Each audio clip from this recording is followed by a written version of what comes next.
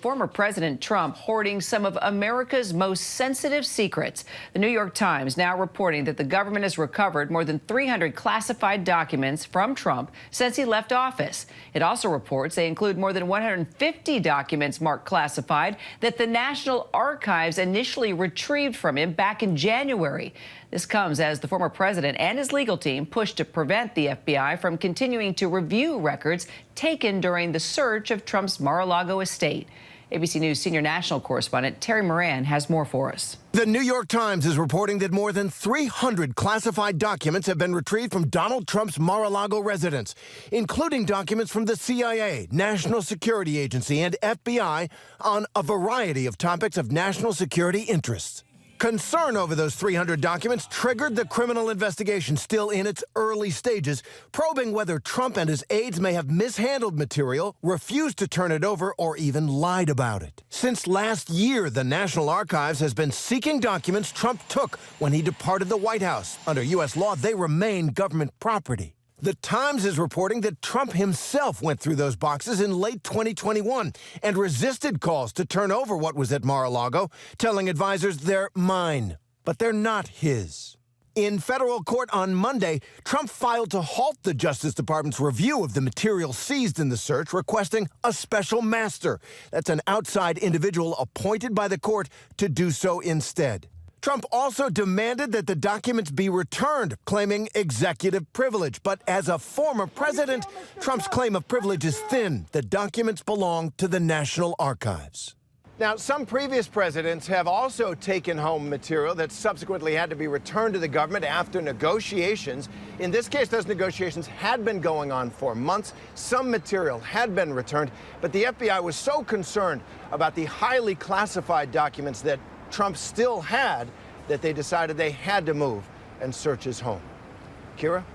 All right, we'll continue to follow it. Terry, thanks so much. And for more, let's bring in ABC News senior investigative reporter Aaron Katersky, also ABC's Kenneth Moton, and former chief minority counsel at the U.S. Senate Permanent Subcommittee on Investigations, Jeff Robbins. Aaron, we know in their motion seeking a special master that Trump's lawyers did request a more detailed receipt from the government of items that were seized at Mar-a-Lago. So what's the significance of that, and what else are his lawyers saying in this court filing?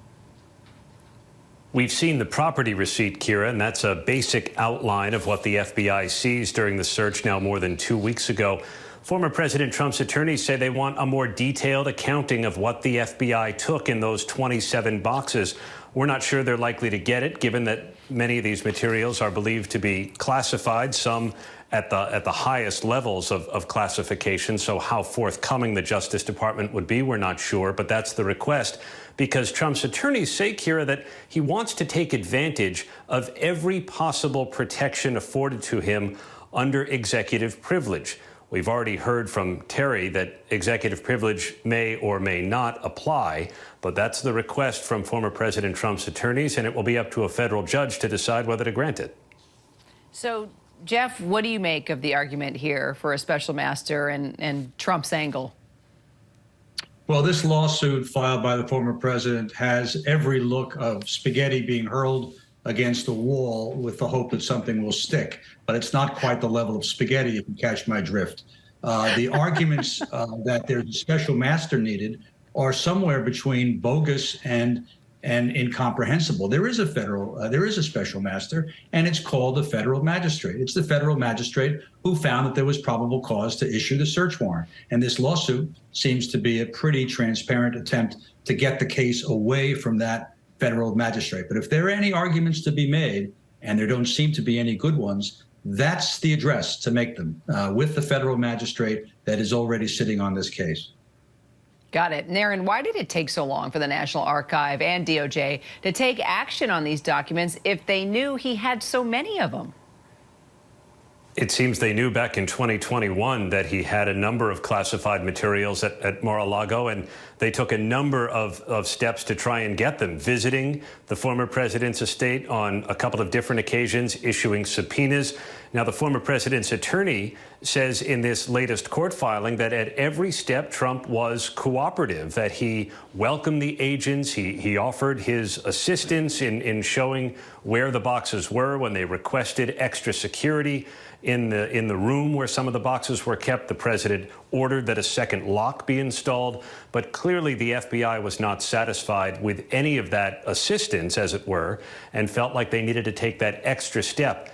They took boxes out in January. We know 15 different boxes were retrieved by the National Archives, but the investigators didn't get access to them for a number of months during negotiations with former President Trump's attorneys. And then, of course, 2 weeks ago, the search occurred even after one of the former president's attorneys had certified that there were no more classified materials at the former president's home. And we now, of course, know that not to be the case. You know, we heard a little bit about that letter. Kenneth, you got some new reporting, though, that we have confirmed the contents of this letter that the National Archives sent to one of Trump's lawyers back in May. What more do we know from that letter?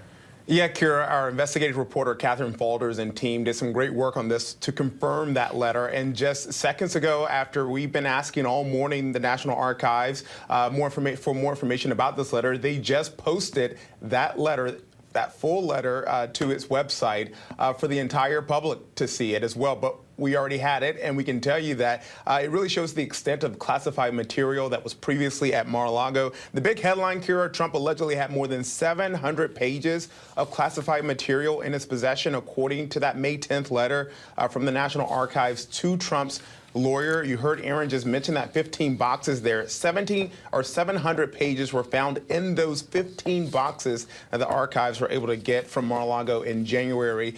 And Kira, this letter, as we read it here, it states that some of the materials had the highest levels of classification. It also shows the back and forth between the Trump team, the National Archives, and also DOJ as they were negotiating over these documents to get them back.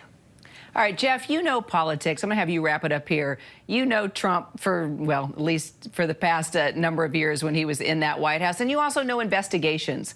Why do you think Trump wanted to hold on to these specific documents? Well, the most nefarious, most dangerous, most troubling explanation is that he was thinking that in some way, at some level, those documents could be useful to him. And you shudder to think about what he could be thinking about. Or on the more innocent side of the spectrum, there is the, these documents are mine. I'll say what's mine and what's not. Nobody's going to tell me that I can't take whatever I want to take. And I'll just do as I please. And insofar as there's a grand jury subpoena that required me to turn these documents over, it's just a grand jury subpoena. It doesn't really apply to me. Those are among the options of why he did what he did. Good points to make. Jeff, Aaron, Kenneth, thanks, guys. Hi, everyone. George Stephanopoulos here. Thanks for checking out the ABC News YouTube channel. If you'd like to get more videos, show highlights, and watch live event coverage, click on the right over here to subscribe to our channel. And don't forget to download the ABC News app for breaking news alerts. Thanks for watching.